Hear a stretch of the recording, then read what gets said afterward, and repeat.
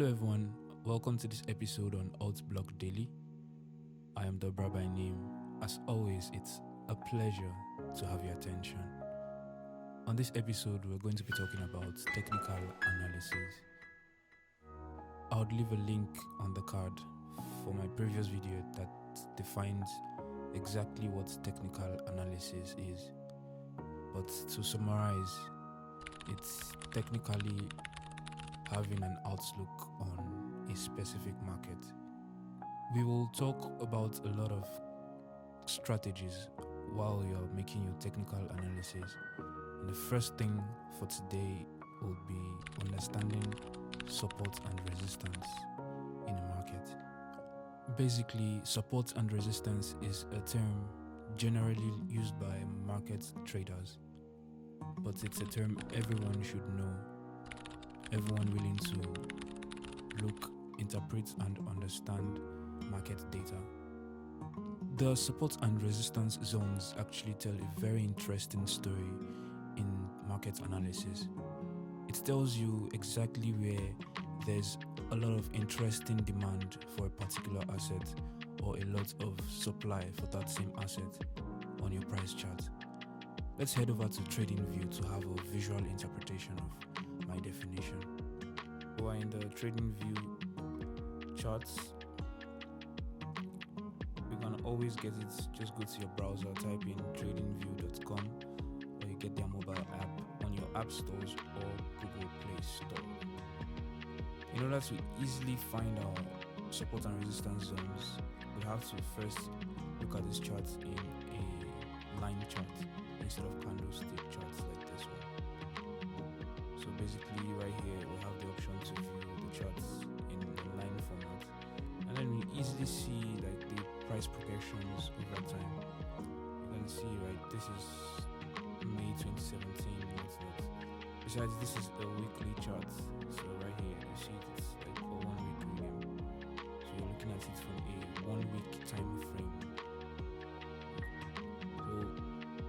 So we have to just identify points in which where the price got to, maybe there was a lot of supply, so the prices went down obviously, or there's a lot of demand and the prices went higher. If you understand the dynamics of economics or how economics works. So just make it easy for us. Right here, the first thing, okay, price got here and there was a lot of supply, then it lost a lot of value. And then right here, we began to see demand, so which means we can acknowledge this as a support. So it's a demand zone. And then we saw this particular demand took the price really high up to this point, this specific zone, because the price tend to hit here a lot of times, so which means the demand is quite powerful, so we can acknowledge this zone of price as a resistance point or as a supply zone. So this is how you can actually analyze the market technically from support and resistance zone point of view. And then we can find another support right here, because the market hit here on the first touch of this particular resistance, the resistance zone. You can also call this, you refer to this also as a ceiling. So this is like the roof of the price.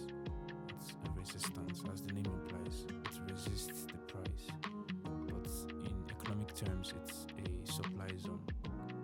So this is where there was abundant supply, so the price went down, and then this is where the demand came in again, and then it took the price higher, but still the supply, whenever the price is here, there's a higher number of Bitcoin than people want to buy,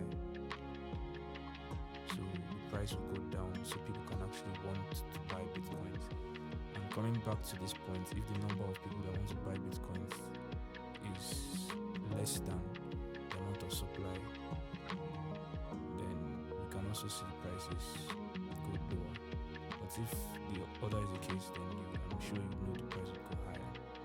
So this is how to identify basically supply and demand zones, or in other words, support and resistance zones. On our next topic, we're going to be talking about trend lines. I hope to see you on that particular episode. Thank you for being a part of this episode, and see you next time.